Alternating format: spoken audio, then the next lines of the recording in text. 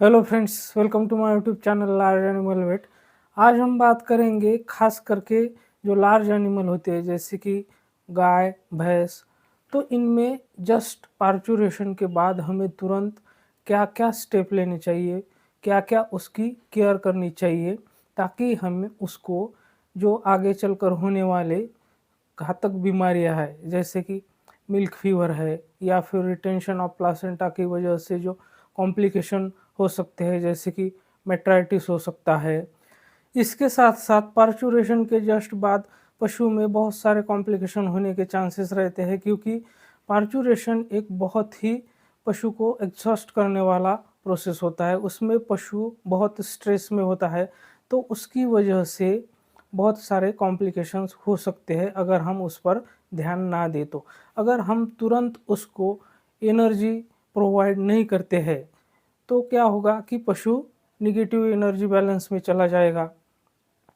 तो ये सारे कॉम्प्लिकेशंस को हम कैसे रोक सकते हैं, इसके साथ साथ ही हम जो पशु है उसका पार्चुरेशन के बाद जो मिल्क प्रोडक्शन है उसको कैसे बढ़ा सकते हैं, या फिर अगर पशु दूध अच्छे से दे रहा है तो उसको हम मेंटेन कैसा रख सकते हैं।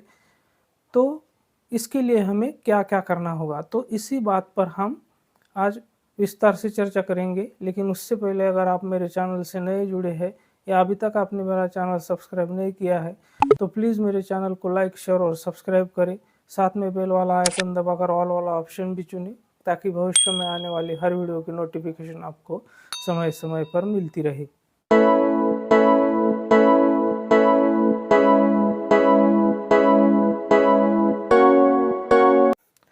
खास करके जो बड़े पशु होते हैं जैसे कि गाय और भैंस, तो इनमें काविंग प्रोसेस जो होता है यानी कि जो पार्चुरेशन का प्रोसेस होता है वो बहुत ही स्ट्रेसफुल होता है, जिसमें पशु का बहुत एक्सर्शन होता है। तो ऐसी कंडीशन में इमीडिएटली आपको पार्चुरेशन के बाद क्या करना है कि पशु को ऐसे समय में बहुत ज़्यादा प्यास लग सकती है, तो इमीडिएटली पार्चुरेशन के बाद आपको उस पशु को पीने के लिए एम्पल क्वांटिटी में जो क्लीन वाटर है वो पीने के लिए सबसे पहले आपको उसको अवेलेबल कराना है।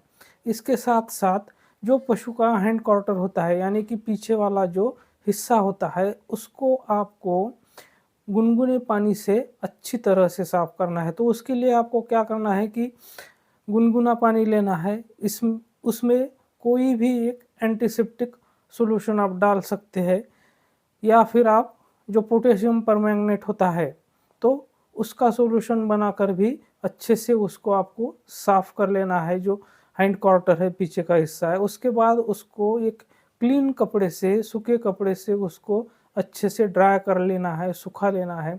और उसके साथ साथ अगर आप हल्दी और कोकोनट ऑयल को मिलाकर जो वजाइनल एरिया होता है वहाँ पर अगर आप अप्लाई कर देते हैं तो वो भी एक एंटीसेप्टिक का काम करेगा। इसके साथ-साथ जो मक्खियाँ होती है तो वो वहाँ पर नहीं भिनभिनाएगी, तो उससे पशु को जो है वो आराम भी मिलेगा, वो एंटी इन्फ्लेमेटरी का भी काम करेगा और एज ए बैक्टीरियोसाइडल यानी बैक्टीरिया को मारने का भी काम करेगी हल्दी। तो ये एक अच्छा सॉल्यूशन है। अगर गाय या भैंस का जो पार्चुरेशन है या जो काविंग प्रोसेस जिसे बोलते हैं हम, बछड़े को जब वो जन्म देती है वो अगर उस समय बहुत ज़्यादा अगर ठंडी होती है, वो ठंडी के महीने में अगर काफ को जन्म देती है, उसका पार्चुरेशन होता है, तो तब हमें उसको आफ्टर काविंग यानी कि जस्ट काफ को जन्म देने के बाद उसको ठंड से बचाना है। उसको इस बात की हमें केयर लेनी है कि पशु को ठंडी ना लगे, तो उसको हमें डायरेक्ट ठंडी हवा से प्रोटेक्ट करना है। हो सकता है तो हमें उसको अगर शेड है तो उसके अंदर पशु को रखना है। इसके साथ-साथ उसको गर्म रखने की भी कोशिश करनी है। तो उसके लिए आप वार्म वेफर्स जो होते हैं यानी कि जो गर्म भाप होती है उसका भी प्रयोग कर सकते हैं ताकि आप पशु को ठंडी से बचा सकें।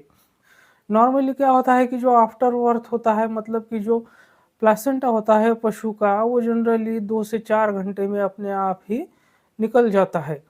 लेकिन कुछ पशुओं में क्या होता है कि नॉर्मल जो उसका पीरियड होता है वो 10-12 घंटे में भी वो प्लेसेंटा पशु को छोड़ता है, यानी कि जेर गिर जाती है। अगर उसके बाद भी 12 घंटे से ज़्यादा अगर टाइम हो गया है, 24 घंटे निकल गए, उसके बाद भी अगर प्लेसेंटा नहीं गिरता है, तो वहाँ पर आपको प्लेसेंटा गिराने के लिए, जेर गिराने के लिए जैसे कि बहुत सारे मेडिसिन्स अवेलेबल है, जैसे कि इन्होलॉन बोलस है, या फिर जो बहुत सारे पाउडर्स भी मार्केट में अवेलेबल है, जैसे कि रिप्लांटा पाउडर आता है। तो रिप्लांटा पाउडर या इन्होलॉन बोलस आप इसमें किसी एक का प्रयोग कर सकते हैं, लेकिन आपको ध्यान रखना है कि प्लेसेंटा को कभी हाथ से ज़बरदस्ती आपको खींचकर नहीं निकालना है। पशु के पार्चुरेशन के बाद जो बर्थ कैनाल होती है, उससे जो डिस्चार्ज है वो नॉर्मली 1 हफ्ते से 2 हफ्ते तक आ सकता है। तो वो जो डिस्चार्ज होता है वो थिक होता है और रेडिश कलर का होता है, लेकिन उसको कोई ऑडर नहीं होती, यानी कि उसकी कोई गंध नहीं होती है। जब अगर ऐसी सिचुएशन में कहीं को आपको उस डिस्चार्ज में कोई फ़र्क नज़र आता है या उससे गंध आने लगती है, बदबू आने लगती है, तो ऐसे में आप समझ सकते हैं कि पार्चुरेशन के टाइम उस पशु में इन्फेक्शन हो गया है और उसकी वजह से उसके यूटेरस में इन्फेक्शन हुआ है, जहाँ पर मेट्राइटिस डेवलप हो सकता है। तो ऐसी कंडीशन में आपको इस बात का भी ध्यान रखना है। जैसे कि मैंने पहले ही बताया कि पार्चुरेशन जो है, यानी कि जो बछड़े को जन्म देना होता है, तो वो एक बहुत ही स्ट्रेसफुल कंडीशन होती है पशुओं के लिए। तो ऐसे में उसको हमें पशु को इमीडिएट एनर्जी देने की ज़रूरत होती है। तो उसके लिए हमें जो लाइट भी हो, पैलेटेबल भी हो और माइल्ड रिलैक्सेटिव भी हो, ऐसा राशन हमें पशु को खिलाना है। तो ऐसा राशन हमें कौन सा देना है पशु को, तो जैसे कि वार्म राइस ग्रेल होती है, या फिर बॉयल व्हीट या राइस ब्रान होता है, या फिर जो मिलेट या फिर व्हीट होता है, यानी कि बाजरा या गेहूँ जो होता है, उसको पकाकर बॉईल करके हमें उसमें आपके पास जो भी अवेलेबल एडिबल ऑयल है, जैसे कि मूंगफली का तेल हो या फिर सरसों का तेल हो, उसको उस पके हुए बॉईल किए हुए बाजरे या गेहूँ में मिलाना है। उसके साथ-साथ जैसे कि आप काला जीरा है, नमक है, हींग है, बायपास फैट है, जिंजर है यानी कि अदरक है, इसको मिलाकर आपको उस पशु को खिलाना है।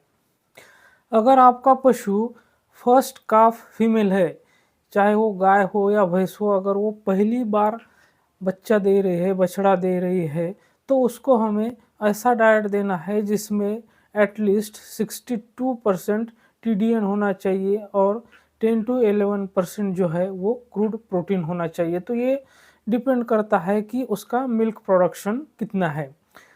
तो इसके बाद अगर हमें हमारे गाय भैंस को मिल्क फीवर से बचाना है, तो उसके लिए भी हमें कुछ सावधानियाँ बरतनी होंगी, जैसे कि आप मेरे हाथ में ये अल्टोकैल जेल देख रहे हैं, जो कि कैल्शियम का एक आयोनिक जेल होता है। तो इसका जो प्रिपरेशन है, ये आप पार्चुरेशन के 12 घंटे पहले और पार्चुरेशन के दौरान या 12 घंटे के अंतराल के बाद ऐसे 2 जेल अगर आप पिलाते हैं, तो वहाँ पर बहुत चांसेस कम हो जाते हैं पशु में मिल्क फीवर होने के। वैसे भी अगर आपकी जो गाय या भैंस है उसकी फर्स्ट काविंग है, तो वहाँ पर वैसे भी मिल्क फीवर के चांसेस कम होते हैं, लेकिन हमें रिस्क नहीं लेनी चाहिए। अगर बहुत ज़्यादा दूध देने वाला पशु है, तो उसको हमें बिफोर पार्चुरेशन और आफ्टर पार्चुरेशन ये आयोनिक कैल्शियम जेल देना चाहिए, जो कि मिल्क फीवर होने से आपके पशुओं को बचाएगा। और आपके पशु का जो मिल्क प्रोडक्शन है उसको बढ़ाने के लिए और मेंटेन रखने के लिए अगर आपके पास काऊ भी पाउडर अवेलेबल है, तो वो आप उसको दे सकते हैं, जिससे आपके पशु का दूध भी बढ़ेगा और उसकी जो क्वांटिटी है वो भी मेंटेन रहेगी। तो ये सब बातें करके आप बहुत सारी चीज़ों को अवॉइड कर सकते हैं, जो आपका होने वाला लॉस है उसको बचा सकते हैं। तो मेरे साथ बने रहने के लिए आपका बहुत बहुत धन्यवाद।